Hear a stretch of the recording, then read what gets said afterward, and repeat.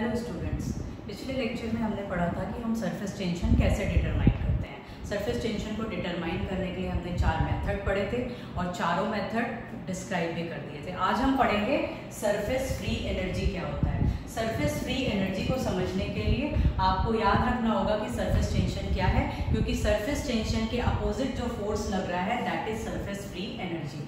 तो एक बार फिर से हम समझते हैं कि सरफेस टेंशन हमने क्या समझा था। हमने समझा था कि अगर एक बीकर में लिक्विड भरा हुआ है और यहाँ पे लिक्विड के मॉलिक्यूल्स आके अटैच हो गए, अब जो फोर्स इस मॉलिक्यूल पे लग रहा है वो left right up and down दोनों से लग रहा है। इस मॉलिक्यूल पे जो फोर्स लग रहा है वो चारों तरफ से लग रहा है, पर जो सरफेस पे मॉलिक्यूल है उसमें नीचे की तरफ फोर्स और लेफ्ट और राइट से लग रहा है, ऊपर से कोई फोर्स नहीं लग रहा है। यानी यहाँ पे एक टेंशन क्रिएट हो जाती है जो सारे सरफेस मॉलिक्यूल को नीचे की तरफ खींचती है, जिससे कि जो आपकी ड्रॉप होती है, हम बोलते हैं ना वो स्फेरिकल क्यों है, वो इसीलिए है क्योंकि फोर्स ऑफ कोहेशन यानी सेम मॉलिक्यूल्स का फोर्स उसे कॉन्स्ट्रिक्ट करने की कोशिश करता है। इसलिए जब भी आप पानी गिराते हैं तो वो किस फॉर्म में गिरता है, ड्रॉप के फॉर्म में। अब हमें पता है कि सरफेस टेंशन ऐसा फोर्स है जो कि किसी भी सरफेस को कॉन्स्ट्रिक्ट कर रहा है। अब उसके अगेंस्ट जो फोर्स लगाया जाता है that is called surface free energy.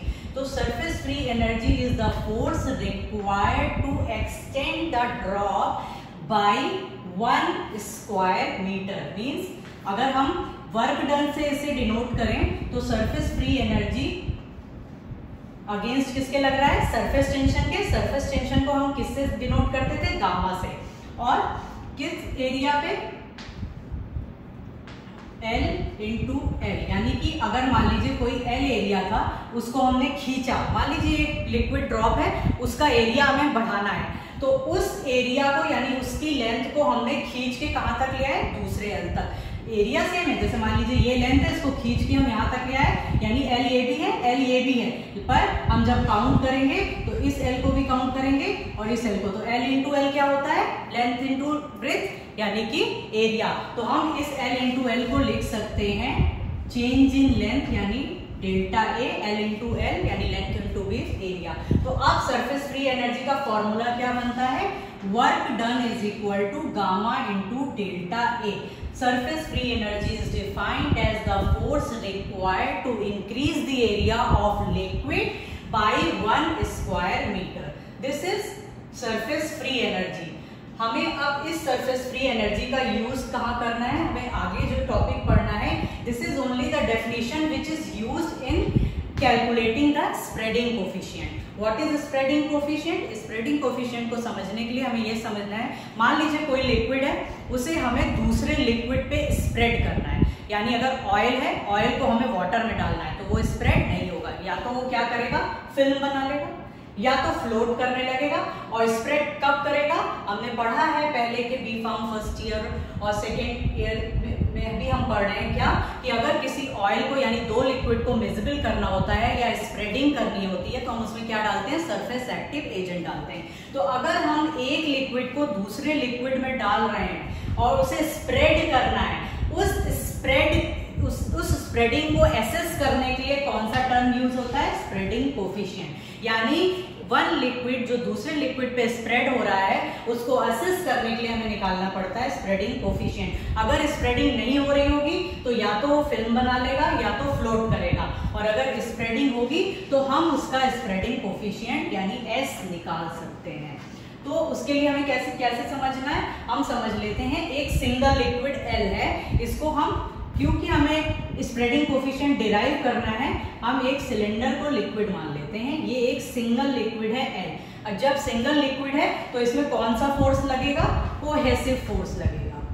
Cohesive force मैंने पिछले लेक्चर में भी समझाया था, जो सेम मॉलिक्यूल्स के, यानी L एक ही लिक्विड है तो यहाँ पे इसके मॉलिक्यूल भी सेम मॉलिक्यूल्स होंगे, तो आपस में जो सेम मॉलिक्यूल्स के बीच फोर्स होता है दैट इज कोहेसिव फोर्स। अब इस लिक्विड को अलग करना, यानी हमने बताया सरफेस फ्री एनर्जी क्या होता है कि किसी भी एरिया को इंक्रीज करना, तो हम इस एरिया को, यानी हमने इसे लिक्विड माना, अगर इस सिलेंडर L को इसे हमने अलग किया तो हमने एक पोर्शन ये अलग कर दिया हाफ और ये पोर्शन ये अलग कर दिया।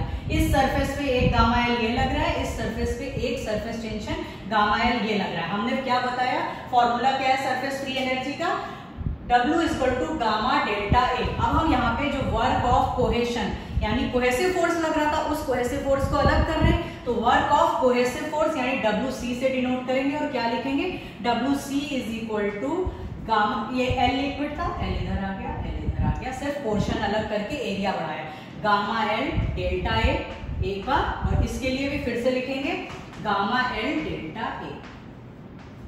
ठीक है, अब डेल्टा ए को हमने माना कि हमने 1 स्क्वायर सेंटीमीटर ही एरिया बढ़ाया। ठीक है, तो अब हमारा क्या हो गया equation, WC = gamma L plus gamma L यानी कि 2 गामा L।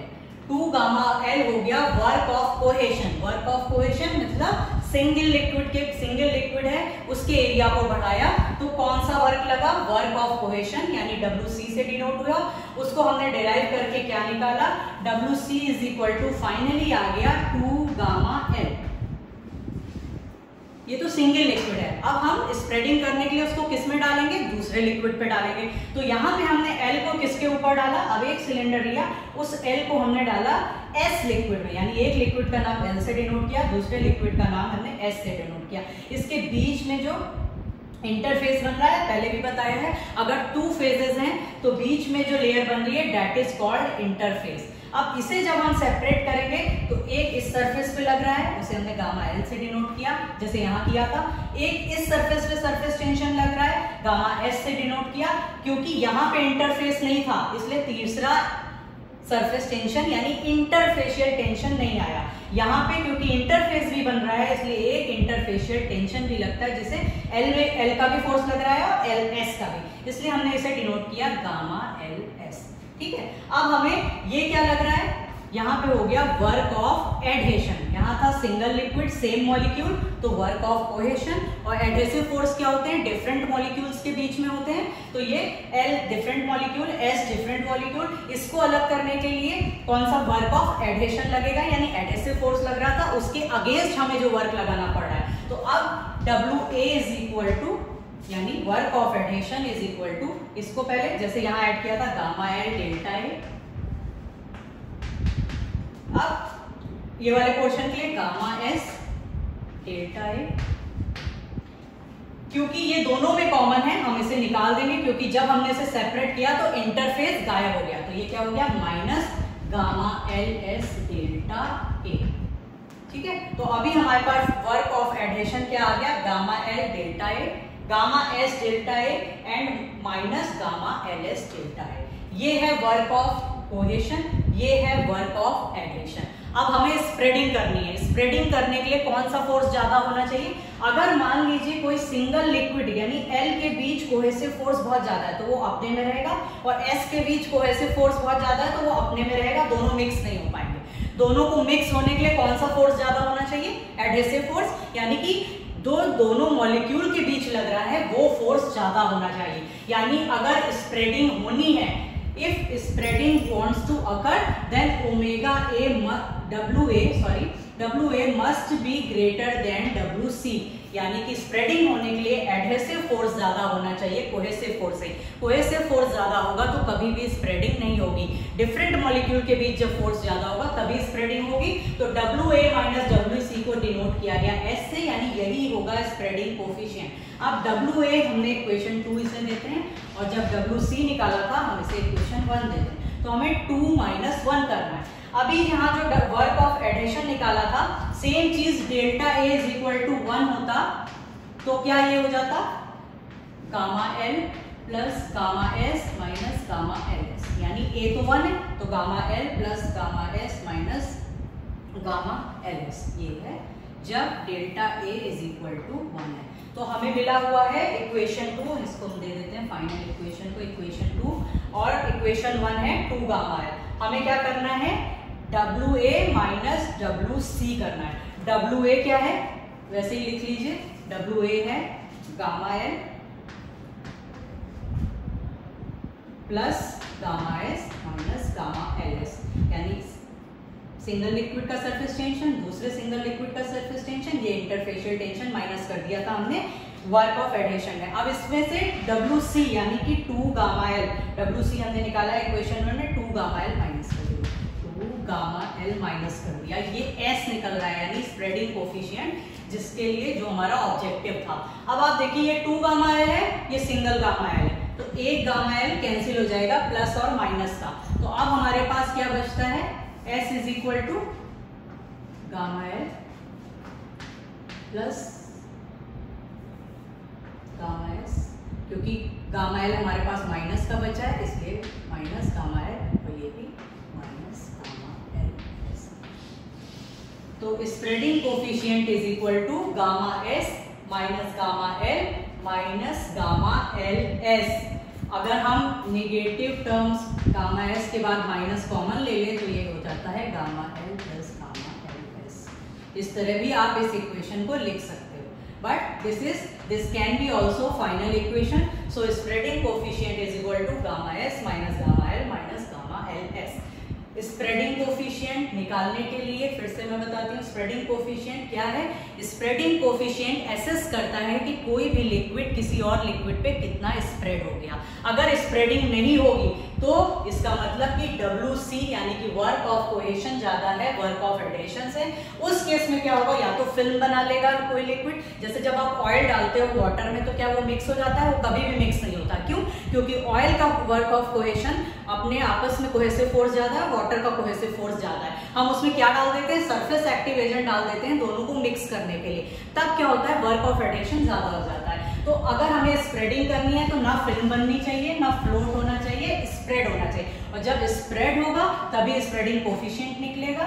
और स्प्रेड होने के लिए जब हमें स्प्रेडिंग कोफिशिएंट निकालना है तो पहले आपको बताना पड़ेगा कोहेसिव फोर्स क्या है यानी WC, फिर आपको बताना पड़ेगा WA यानी कि एडहेसिव फोर्स क्या है, और जब भी स्प्रेडिंग चाहिए तो WA माइनस WC ही स्प्रेडिंग होती है, यानी वर्क ऑफ एडिशन ज्यादा होना चाहिए। जब आप उसे करोगे तो फाइनल इक्वेशन आपको मिल जाएगी स्प्रेडिंग की, gamma S minus gamma LS minus gamma LS। अब ये क्यों इंपॉर्टेंट है, स्प्रेडिंग निकालनी क्यों इंपॉर्टेंट है? फार्मेसी में सारा, कभी आप ऑइंटमेंट लेंगे या लोशन लेंगे और उसे लगाएं, अगर वो स्प्रेड नहीं हो रहा है तो क्या वो एब्जॉर्ब होगा? नहीं एब्जॉर्ब होगा।